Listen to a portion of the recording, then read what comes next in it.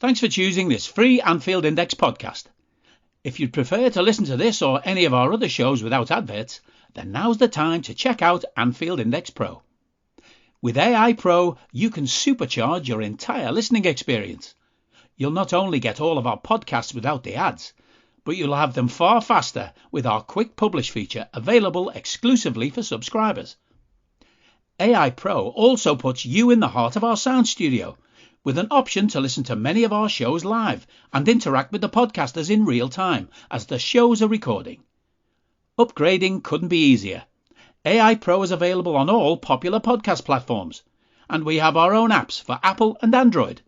Just head on over to AnfieldIndexPro.com and get started today. Podcasting to you from my field here in beautiful rural Ireland, I'm Trev Downey, and this is the transfer show for Anfield Index Pro, for which I'm joined, as always, by Dave Davis. Good evening, my friend. How are you doing? Very well. Nice to speak to you again. We're probably going to have to change our Facebook status at this rate, aren't we, if we keep speaking this much? I think it's only right, man. I think it's only right. And, of course, the key question is, do you have the suitably sized container of Cherry Pepsi Max to get you through this? I have got a whole case of 6 ready and waiting just for this show, pal, already. Excellent, because we don't want you flagging, and we do have quite a bit to get through. We will, of course, as always, start with Liverpool news, if we can call it that, and we'll try and make what we can out of it. Towards the end, we'll get into the speculation zone, but for now, let's deal with bits and pieces that we know. Now, I think an awful lot of people were getting very excited, Dave, that there was going to be serious moving and shaking going on in Dubai, with deals getting cranked out left, right and centre. Doesn't really appear to have been the case. We know that Hogan and Ward were out there, but I don't think necessarily for the purposes of doing business. What can we say about the Dubai thing, Liverpool's sort of shenanigans out there, and any knock-on effects then from what we've been hearing about availability of players for when the real football starts back? Yeah, I think, to be honest, Trev, the suits are out there for business, but not the transfer ones that we normally look for from what we're hearing. So exactly like you said, Billy Hogan and Julian Ward were both out there. Turns out that Ward was there for, I think they call them expos in Dubai, sort of football expo, sort of connections. Hogan out there mainly on a commercial purposes, we're told, realistically. So unfortunately, nothing that we can sort of turn up from a transfer perspective, sad to say, in one way. Probably the positive, though, exactly like you mentioned, player-wise, obviously, Darwin was back, comes back with a double A, bang, in a short space of time. Positive news as well is that Trent and Hendo were both out there. Didn't actually train, didn't really integrate, but just, stayed out there, sort of caught up with the team. And they're now back on Merseyside with the rest. What we're being told across the board, which is quite interesting, is apart from VVD, there's no one you can definitively rule out of this City Carabao game on Thursday. Literally only VVD, even. That's terrible, isn't it? So it is possible. I'm not saying it's definite, but Alisson and Fab might even be in contention, is what the suggestions are. So yeah, I know it's a bit disappointing, burst the bubble a bit there, but nothing we can turn up transfer wise. But at least everyone's back and safe, ready for the midweek game, eh? Well, yeah, and again, we did have the extra bad news at the start of this little trip with Luis Diaz. And that, of course, has put a little bit of pressure on the concept of getting a player in the window that's opening or about to open. So we will certainly keep talking about the potential for that. And last week, you couldn't move for stories about Enzo Fernandez. And yet the bad news boys seem to be out in force, sort of raining on parades left, right and centre, Dave. Yeah, it is a little bit this week, I'm afraid. So, yeah, the tier one journos that have been quite unequivocal in what they've said. So we had Neil Jones coming out and saying that there is, despite all the suggestions, there's no agreement in place for Enzo. Probably mainly interesting, I'd say, Trev, is that he didn't rule it out. He did say it's something that's being explored as a possibility.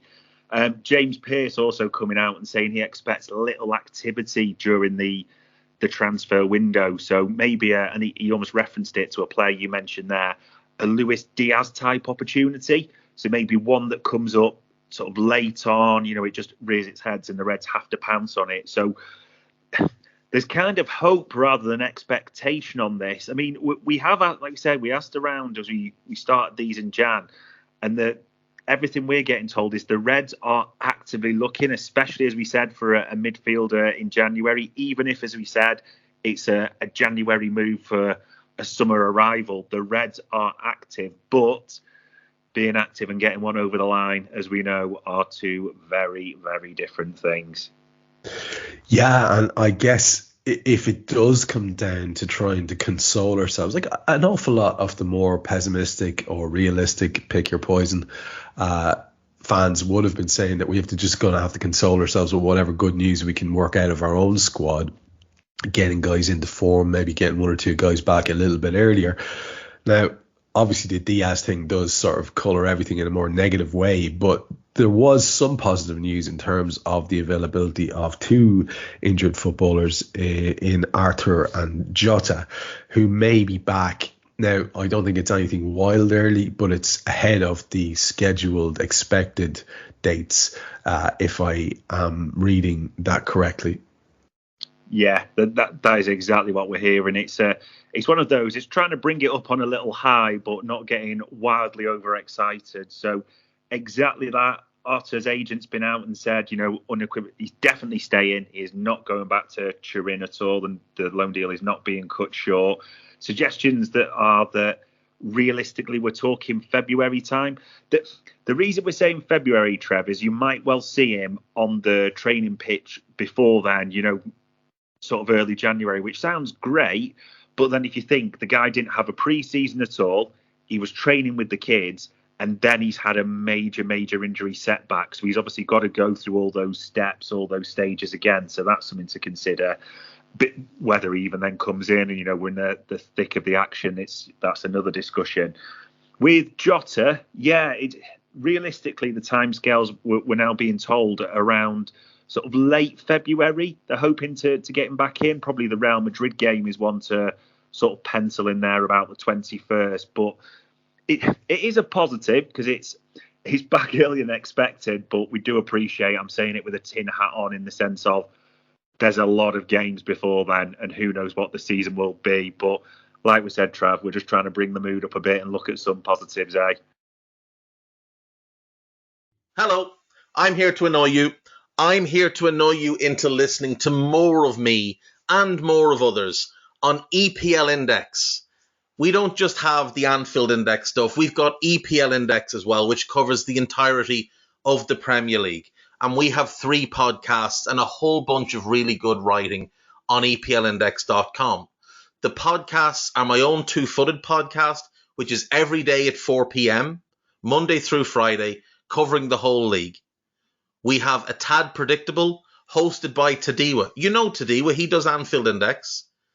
He presents A Tad Predictable before every Premier League match week. And then Kevin DeVries and his crew on the EPL Roundtable, they're every week after the Premier League match week. So make sure you listen to everything we're doing on EPL Index and follow us there on Twitter at EPL Index. Thank you. Bye-bye. Yeah, well, and again, it's easier said, as you've pointed out. It's easier said at the moment because after the flurry of stories, the reality is what we're talking about here. The reality of what is actually being said, what the in the know journals are confirming or denying. If we are trying to look at comparative shorter injury returns as good stories, yeah, for sure. It does feel a bit like get your helmet on and get ready to brace yourself for a tough old stretch. You know, it has that feel about it. I know everyone will be excited to get the season back. And, you know, whatever about the season as it stands, and some people would say that maybe with the draw against Real Madrid and all the rest of it, some people would say that maybe this season is kind of critically holds beneath the waterline even as we speak. I'm trying to retain some optimism about all of that stuff, to be honest. Yeah. But looking ahead, Dave, there is some good news around the club. And again, this isn't in any way to make up for it, because we're going to go back, like I say, to the speculation in a minute. But there is some good news around some of our current youngsters, and maybe a little bit of interest that's being shown in a youngster elsewhere. What are those stories? Yeah, it's with the Dubai trip. It's been a great chance for, say, youngsters to get experience, some exposure, if you want, as well. Probably the two that have really shone, despite maybe not having a huge amount of minutes on the pitch, Ben Doak, the young winger, and Bobby Clark, who, let's be honest, I'm going to be honest on this, in my opinion. I think he's done very well, even in the Carabao, but he really announced himself, didn't he, with that Xavi Alonso-style pass for Darwin against AC Milan. Absolutely top draw. So naturally, there's questions around, those kids, I should say, be given time, be given minutes in the first team? So there've been a few rumours around even loans, especially with Doak mentioned about potentially Nottingham Forest. And one thing we were told this week as well, that Bournemouth have, from our academy, I should say, almost pinched one of our academy coaches and is going in as Gary O'Neill's number 2. So one of our academy coaches is going to be Bournemouth's assistant manager. So what we've been told, Trev, is he obviously knows someone like Ben Doak inside out from his time here, very keen to take him. Liverpool have told them, and other clubs, unequivocally, not a chance for Ben Doak as it stands.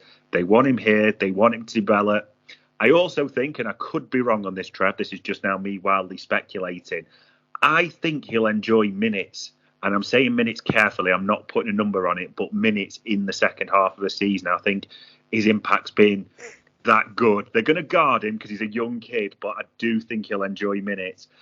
Bobby Clark, we asked about as well. Again, apparently there is interest in Bobby Clark specifically. As it stands, though, similar, they feel their best development will be done staying at the club, training week in, week out with top players. One of the things that was interesting that was said to us was, why would they want to send Doak to Forest? What's he going to learn there in a team that's struggling? What bad habits is he going to pick up? And the lineup changes every week. So quite a damning statement in a way. But yeah, maybe take it as a positive. We're not expecting Doak or Clark to go anywhere.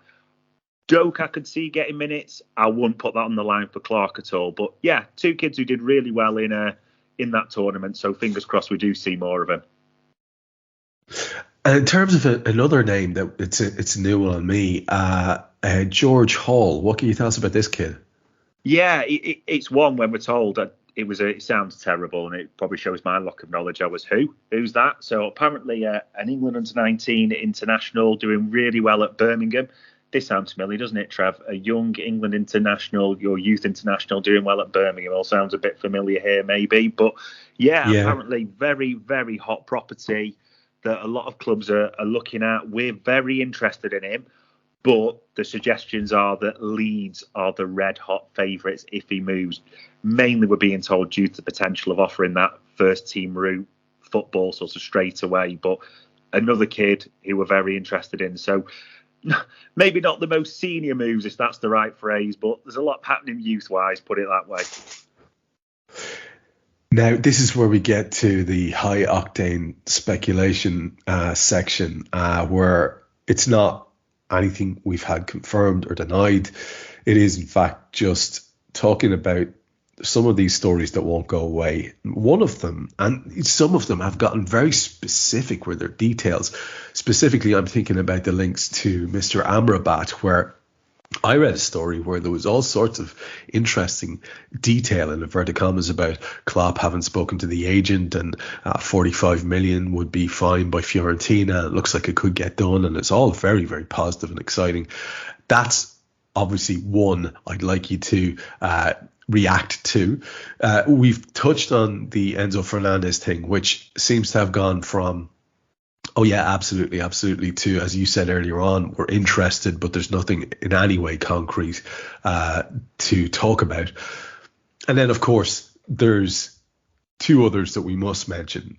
We've heard today stories being put out by people looked to me like playful sort of naughtiness from other websites talking about how Manchester City were the favourites for Jude Bellingham now that they win so many trophies. Had a real bad smell of it, that story. It made no sense to me, and it just seemed like, I think, mischief making. But again, be interested in your take on Jude. And then finally, the other story that won't go away, probably for a very specific reason, is the links happening again today in the press between Liverpool and a certain Chelsea fella called Mason Mount. So would you knock over each of those four skills for me and tell me what you think about the current status, if any, for all of them? Yeah, with absolute pleasure. So starting with Amrabat, this is a bizarre one, and I'm starting to think with the World Cup coming to an end, this will kind of tail off, but it's just not going away, Trev. The stories are being tweaked, they're being altered slightly in terms of who he wants, who he's after, who wants him, that type of thing. Checked it again, and I think when you start asking people, sometimes they'll be like, I've told you once type of thing, but being told unequivocally that there's no interest from our end in Amrabat. One of the things that have been told that there is another Premier League club, which we'll come to later, but from our end, nothing at all. That's what we're being told. From Jude, I'm all in on that, Trev. I am ready to be hurt big time. I'm talking like open up my heart and take it type of thing. We are all in on the Jude Express all the way. No problem stating that whatsoever.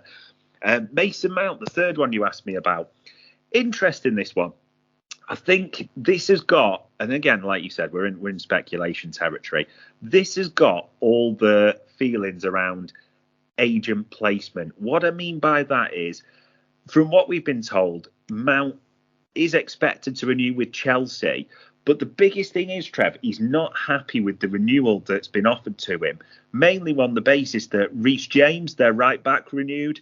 He got offered a lot more. So that's the sort of speculation behind it, that there's a bit of annoyance in regards to the amount that's been offered. But the suggestion is, and I believe, as I said before, I strongly believe he will renew at Chelsea. It's all just part of the dance, for want of a better phrase. So Mount to Liverpool, absolutely not a being in that whatsoever for me. So I think that was all three, wasn't it?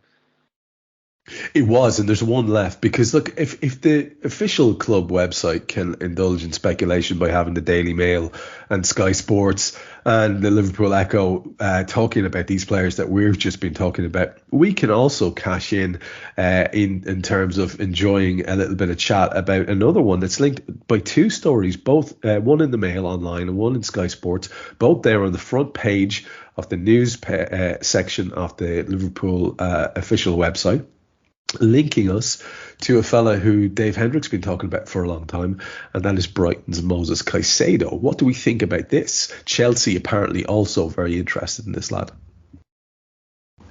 The way I describe this, Trev, it's like when you're getting ready for the very occasional night out and the wife comes down in a gorgeous knockout dress and you're thinking, oof, that's a naughty little number. There's something in this, I reckon, Trev. I do reckon that. I'm going to stick my neck on the line here for this. I'm not saying it's imminent. I'm not saying it's guaranteed. But this is the biggest thing we were being told is that Liverpool made a move right at the end of deadline day last summer. So it's that feeling that, is this being revisited? But if you ask me, it's just that naughty little number, that little suspicion that I've got that I would say there's something in this. Have I got proof? No. Do I know definitively? Have I seen a contract? Any of that? Not at all. But I really think there's something in this. Time will tell on this one, put it that way. But I'm just thinking this is one to watch throughout the window, definitely. Now, apparently, like I said, Chelsea are rivals for in terms of interest in that same player. And why not start our walk around the league by looking at a club that has been a favourite topic of ours in Chelsea, who are apparently interested in Fofana. What's this about? God, I had to take a swig of the cherry Pepsi Max because God bless Sweeney Todd. He's just going to give us material all December and January, isn't he? So, yeah, massive change at Chelsea again, as we know, leading back to the recruitment style, the people in charge now. So, if you think about their recent forward recruitment, it's very much sort of Football Manager 2017, isn't it? In terms of Sterling, Aubameyang, that age, that profile.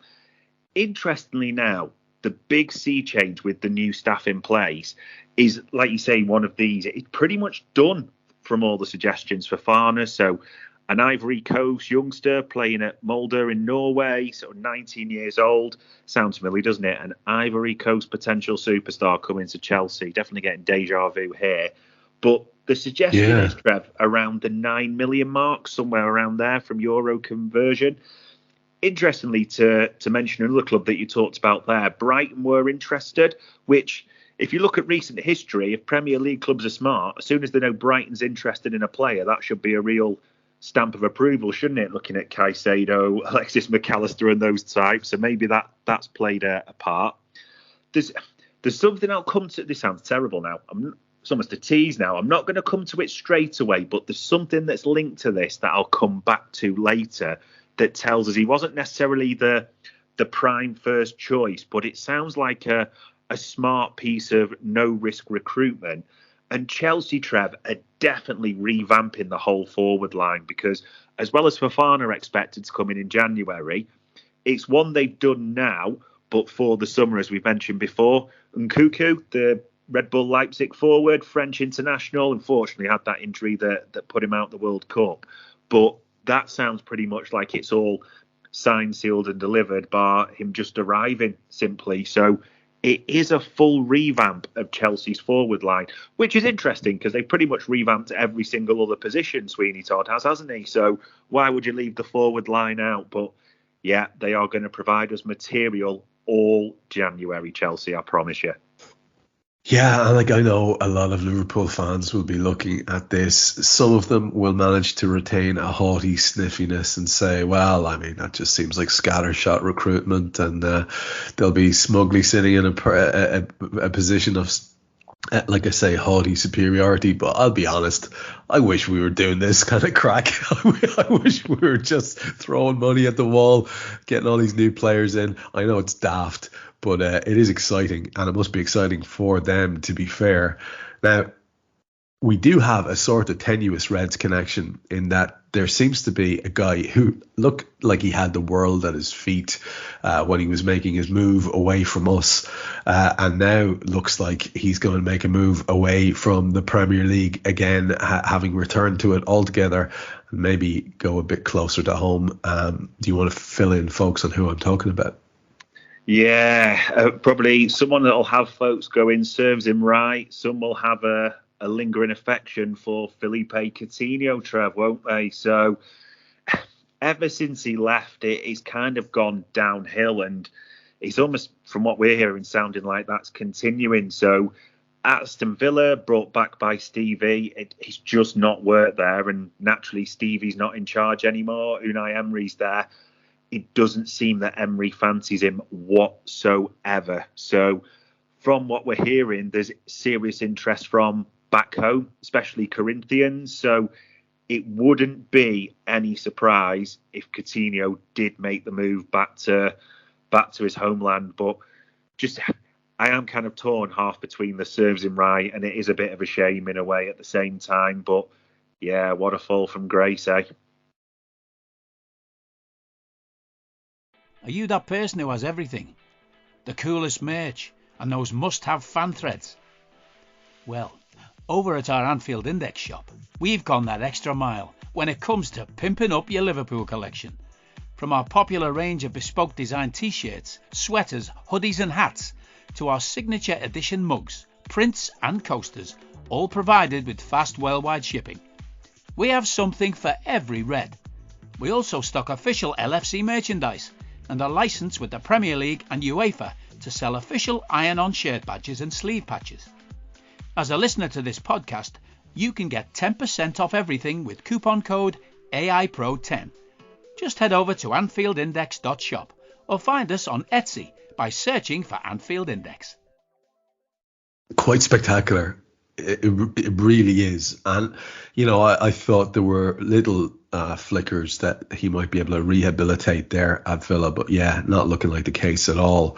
Our Gobby Mancunian pals have a big star of theirs looking like there might be a bit of a situation arising with their contract, and that is a certain De Gea.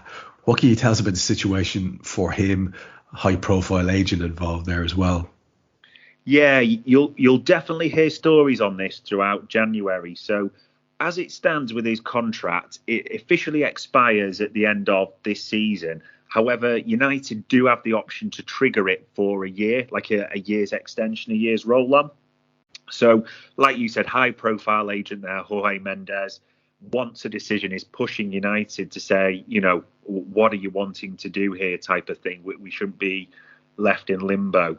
Part of the delay, because from what we're hearing, that he's very much, settled there, done well. I won't pretend I've watched them, particularly this season. The biggest thing we're being told, though, Trev, this is crazy, are his wages are astronomical. And that's the biggest thing that's almost holding back that renewal, almost rolling that on for another year. Generally, no idea if it's linked to anything to do with the sale of the club, anything like that. But the reluctance is, we're hearing in part, just because of the sheer wages that he's on. So it will be interesting because he's been the number one for many, many years there, in all honesty. But yeah, expecting some news on this in January, one way or the other. Yeah, and you've brought up a real sort of elephant in the room there, which is, of course, the fact that they are up for grabs as well. And that could have a massive effect on whatever the hell happens in terms of business for them as well. So very, very much one to watch. Tottenham Hotspur are always good for a laugh, but they seem to be trying to become a far more serious side.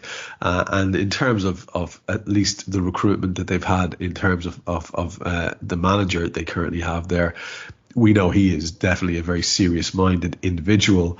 Do we know if Antonio Conte is going to have any joy when it comes to milking a little bit of money out of the money men there at Spurs? And if so, is he looking at anyone in particular that we know of? Yeah, it's an interesting one with Conte. He seems to be able to do the impossible, which is get money out of Daniel Levy, which has been something that many managers have not been able to sort of extrapolate, for want of a better phrase. But he's been backed, and going back to a player we mentioned before there, Trev, Amrabat. Apparently Spurs are in for Amrabat, very much interested. Again, we're hearing that, contrary to what's being said, Spurs are really interested. We're not. So it'd be interesting to see if anything develops there. But also at the same time, and it's weird that Tottenham seems so keen on midfielders, but this might be a World Cup tenuous link, shall we say, maybe easy to make. But the other Moroccan midfielder, I think it's Unai, it's pronounced, another name I can massacre there. So from, interestingly, a club in France there, Angers. So the fee, the rumours are quite interesting, but in one of the big things that's happened in the last few days is the Angers president has actually come out and said, yes, we do have offers for him. We'd be more surprised if he stays, just because of, in the nicest way, the nature of their club, the fees that's being talked. But yeah, from what we're hearing, long story short, Conte is expecting to be backed. And you could debate this a lot, but he has Tottenham in the Champions League knockout stages, doesn't he? But he's been doing well. So it'll be interestingly. No, let me rephrase that. I think he will get backed. To what extent, I don't know. But I would not be surprised if Amrabat ends up at Spurs. You do get the impression, don't you, with Conte that he doesn't exactly hide it. If he doesn't get what he wants, he won't be long for there. So you can see them backing him. I think you're right, making a bit of a splash in this one. So it'll be interesting to watch that. Our pals across Stanley Park have looks like they're going to bid a I don't know if it's a mutually happy farewell to someone, and then we could go and have a look at an interesting story about a link to a very high profile attacking talent and Newcastle. There's a lot more to it than that, but maybe start at Goodison and we'll move across then to St James's. Yeah, probably one that could have seen come in, because I think my last estimate, he's about 57 years old, but Salomon Rondon has had his contract terminated by mutual consent, and I very much doubt there's any Blue Nosers that are disappointed with that whatsoever, Trev, in all honesty, because I think his best days are well behind him.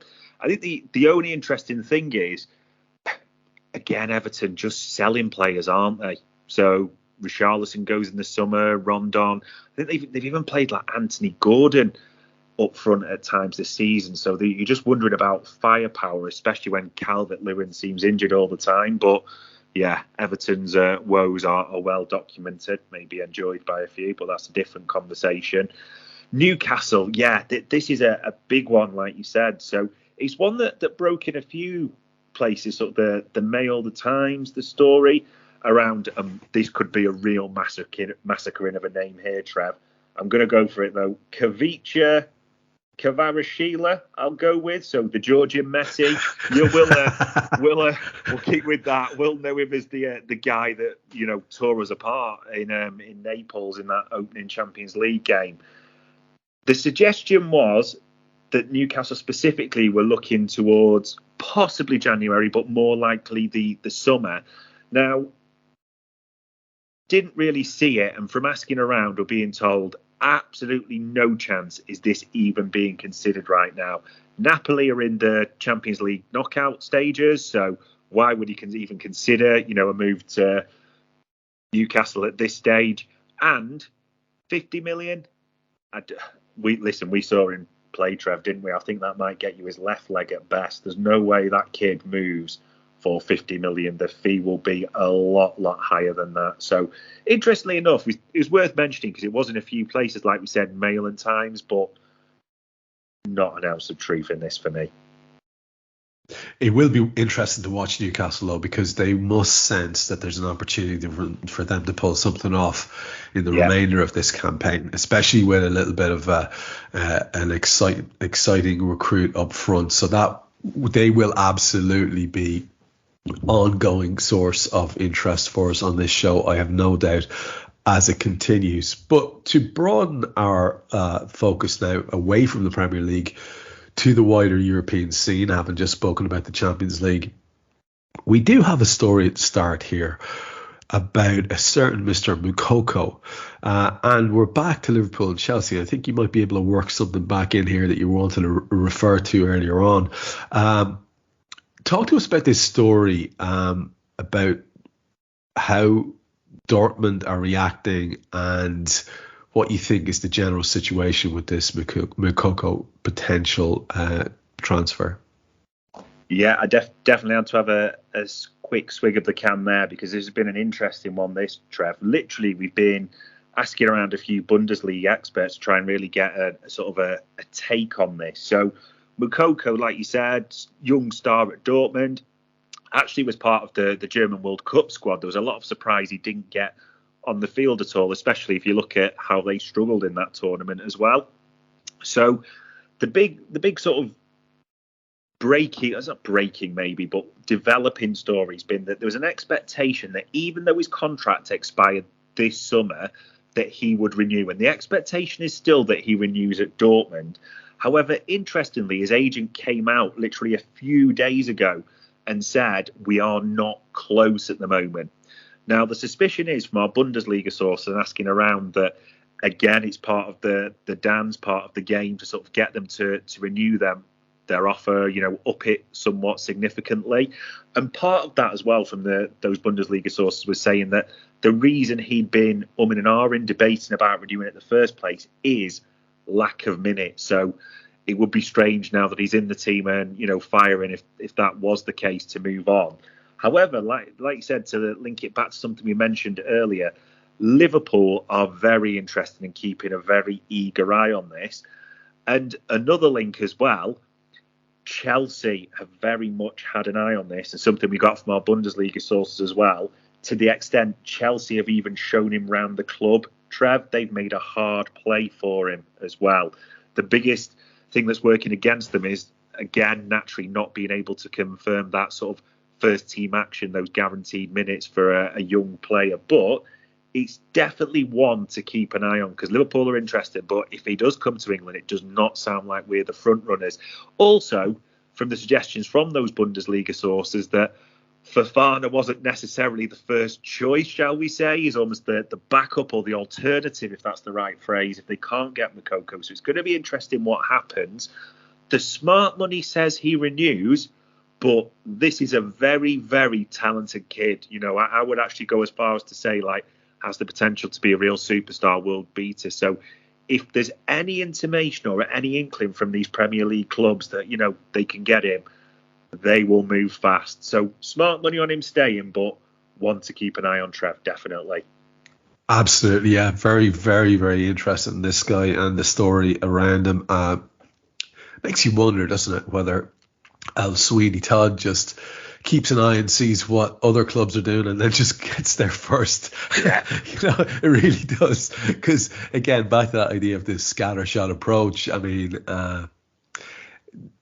it may actually be quite a canny way of operating when you think about it. And if they have the money to throw around, I take it back. I take it back to the start of the show. I would be a very excited boy if I was a Chelsea fan at the moment, and they have this sort of approach to recruitment. To move away from any Premier League links at all, really, and have a look at Real Madrid, who are obviously going to be figuring very, very front and centre for the Reds in terms of the remainder of our season and the potential for glory. It looks like a certain man synonymous with the club is throwing his weight around in relation to one particular player. But there's quite a bit going on here in terms of Real Madrid and their personnel. Talk to me a little bit about what you're hearing about potential incomings there at that club. Yeah, it's been a big week for them, and part of it links to a strategic plan that Florentino Perez, but a synonymous figure with world football, UEFA, that type of thing, is looking to implement. So probably most people have seen the breaking news, and it still sounds crazy to say this, that Real Madrid have secured the signature of Endrick, the Brazilian youngster, 16 years old right now, absolutely crazy. And depending on which report you believe, Trev, could be paying anywhere up to 62 million quid. 16 years old. It still sounds insane just saying it, but there you go. That's the deal they've done. Stays at his existing club for another season at least. But yeah, up to 62 million quid for a 16-year-old. So where does this link to the strategic part? So the biggest thing that Real Madrid have looked at is, they do spend a lot of money in Brazil. There's no two ways about it. So Rodrigo, youngster who came in, Vinicius Jr. Look what a young star he's become as well. And they're hoping Rodrigo sort of goes on to that level at the same time. So again, watch me butcher another name. One of their scouting staff, or one of their head scouts in that region of South America, I'm going to go with it, Uni Calafat, I think it's pronounced, is very much been sort of looking there and is known at sort of finding the gems within that area. So one of the things Real are specifically looking for, and they're not unique to this, Trev, because a lot of clubs have started to do this, almost like a Red Bull type model, if you want to call it that, where you have a few clubs or linked clubs, if that makes sense, in the area. Real Madrid, Florentino are specifically looking for some type of Brazilian link-up. I'm not saying it's going to become Real Madrid Corinthians or anything like that.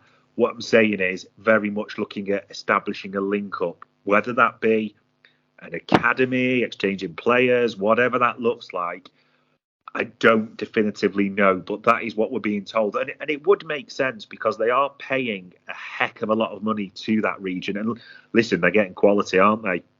Looking at Rodrigo and Vinicius Jr. But if you can get them in at a reduced price and then bring them across to Europe when they're ready, it's a lot cheaper doing it that way and a lot more effective. So definitely one to keep an eye on. But yeah, still getting my head around that. Up to 62 million for a 16-year-old. Do you know, I was doing GCSEs and, you know, butchering my GCSE PE grades at that age, not worth 62 million. But there you go, such is football. So definitely one to keep an eye on with Real Madrid there. I don't need a VPN. I've got nothing to hide. This is what I used to tell myself before I hooked up with LibertyShield.com. Not only is my home internet now fully encrypted, but I can now access all the websites I want, whenever I want, and do so from absolutely anywhere. As a Liverpool fan, I love to know I can now watch every match, regardless of whether it's on UK TV or not. My Liberty Shield VPN makes sure nothing is blocked, and guarantees me super fast streaming speed throughout that match. You can get connected right now with their software package, which includes a 48-hour no-obligation free trial and instant access to their apps for Apple, Android, Fire TV, PC, Mac, and Android TV. Or go a step further like I have and get one of their pre-configured VPN routers. These small but powerful devices allow you to easily connect every device in your home to VPN, making it the perfect solution for smart TVs, mag boxes, and games consoles. Visit LibertyShield.com today and use coupon code AIVPN25 to get 25% off at checkout. I can't wait to see what becomes of this kid and how quick his progression is. You would hope that it will be a real story to watch and that he will actually get to progress. We've seen before really, really talented kids go there and get lost.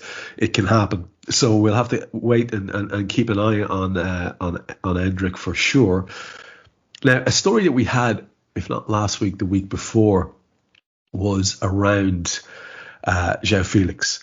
And it looks like poor old Newcastle, they're going to miss out on the Georgian Messi. And it looks like they're going to miss out here again, despite being heavily linked with him. We mentioned that on a show previously. You had that story. But it looks like he's headed elsewhere. And there might be somebody else headed to that same destination. Again, one I think we flagged up before.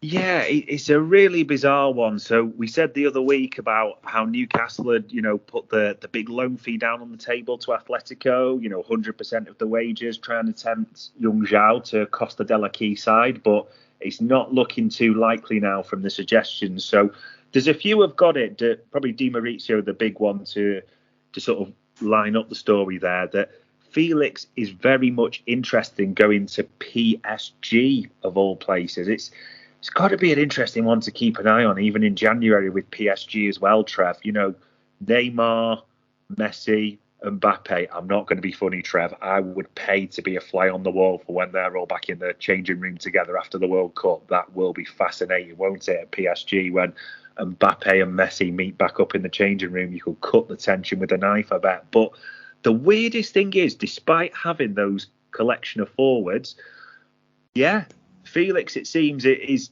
preferring there, and that PSG are interested. And like you mentioned, we said it last week, the president of PSG literally came out and name-checked Marcus Rashford as well. If there is a chance that we're definitively interested in him, he's also not shied away from talking about Felix, and sort of accentuating his charms and attributes. It's really, really bizarre that if you just think about it for, as a pure fact, that a club that has Messi, Neymar and Mbappe on their books seems to be almost leading a charm offensive for other forwards. But we love to speculate. That's what we do on this programme, don't get me wrong.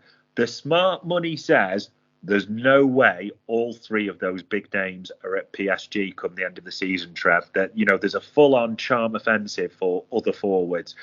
Smart money, maybe Messi, for an MLS type of thing. But it's even one to keep an eye on this January, because it's PSG and they're just a bit of a wild club, aren't they, realistically? But, yeah, João Felix apparently definitively wants to go there. So let's wait and see what drama plays out in Paris. Yeah, it is proper soap opera stuff and potential, and I think you're right. I don't think. Oh, look, you're dealing with people who have endless resources, but I don't think there would be such overtures for players that are not theirs if it wasn't for a feeling that there was going to need to be some quite heavy surgery. So yeah, absolutely one to watch it. A far more sedate and less soap opera story to finish with, a lot closer to home as well in terms of Celtic, who look to be doing a little bit of recruitment there. Yeah, it very much is, if anyone's aware of Celtic, a Celtic style recruitment, in the sense of they brought a right back in from Canada, or a Canadian international, I should say, on the back of the World Cup, Alistair Johnson, for almost a smart, low fee. One of the biggest reasons for that if anyone's been keeping an eye on the World Cup, Juranovic, I think it's pronounced, the right back for Croatia, not made the sort of team of the tournament. Naturally, Hakimi's been the one that's made that from Morocco, but very much shone, very much raised his stock. So what we're hearing, especially on that, is that there's quite a lot of clubs in for Juranovic, that a few from England, but predominantly from the Bundesliga as well.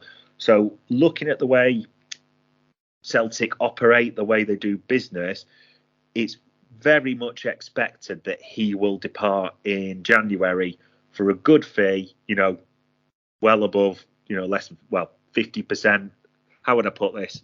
It's smart business in the sense that they'll sell him for more than double what they bought, and his replacement will cost less than half the original fee. So just smart business there. But yeah, fully expect Juranovic to depart, probably to the Bundesliga, maybe to the Premier League, but smart business from Celtic there, definitely. Yeah, I guess it's probably just facts of life situation for Celtic in that particular situation, where they have to look at clever recruitment and maximising the income for any of the stars that they build up. It's just, like I say, the circle of life when you're at that stage in terms of the size of your club and your league. Look, we've covered a multitude there, Dave. I'm a little bit dizzy after all those stories. It is a little bit of a worry that we don't have anything more definitive to say, because there is nothing definitive out there about potential Liverpool recruits after all the heady excitement. But just last word on that, to bring it full circle back around to the Reds again. What is your gut feeling? And again, don't feel the need to be just like recklessly optimistic here for the sake of it. What is your gut feeling on anything getting done based on what we've been hearing recently in this January window? Based on who I've spoken to, as we said, and how reliable they've been, I think and I'm phrasing this carefully, I think something gets done, and I'm putting the tin hats on here ready for people, sort of howling at the moon when they hear this, but I think something gets done in January. That's what we're being told. Even if it's a late one, Trev, or it's one that we're talking, and we know the big stars, we don't need to go there too much, but it's a January deal for a summer move, if that makes sense. I still believe fully something gets done incoming wise in January. And I'm saying incoming because I fully suspect there'll be certain things sorted, maybe not high profile, but as we mentioned before, sort of squad members, if that's the right phrase, sort out moves in January. But yeah, I'm sort of colours to the mast there. Something will happen in January. I'll put my neck on the line at that, or there'll be significant development, and I'm putting my neck in the line with a giant tin hat on top of it, ready to be shouted at. I feel bad because I feel like I've lured you into a corner there, and I didn't intend that to be the case. But we will nonetheless take it, because it's always nice to have a little bit of something to cling to. And if Dave's hopeful, and I am as a result as well. I just want to say again, sorry to folks. I didn't mention at the start, I'm incredibly congested. I've got a cold and I'm all bummed up. So apologies for the voice. And if you were hearing a little bit of buzzing there, it's just an issue we've had with a connection somewhere. We can't track down where it is. So just for those two technical things, just wanted to let you know that we are aware of them. But we want to bring you a show anyway. And I think it's better to have it with those potential things hindering it than no show at all. And hopefully it gets to you bright and early on what we're recording on Monday. Hopefully you'll have this on Tuesday to get your ears around. So, as ever, Dave, for another show full of info, thanks very much. No props. Pleasure as always. We hope you enjoyed listening to this Anfield Index show. Please be sure to subscribe to our channel so future podcasts find their way to your device automatically. There's nothing quite like fan engagement, and we'd love to know what you think of anything discussed on this show. The best way to get in touch is over on our free Discord community, where both podcasters and listeners debate the hottest LFC topics 24/7. Sign up free now at AnfieldIndex.com/Discord. You won't regret it. You can also follow us on Twitter at Anfield Index, and find us on Facebook by searching for Anfield Index. Oh, and before you go, we'd love it if you could leave us a 5-star review on your favourite podcast app. It only takes a couple of seconds, and it means the world to the people who create these free shows.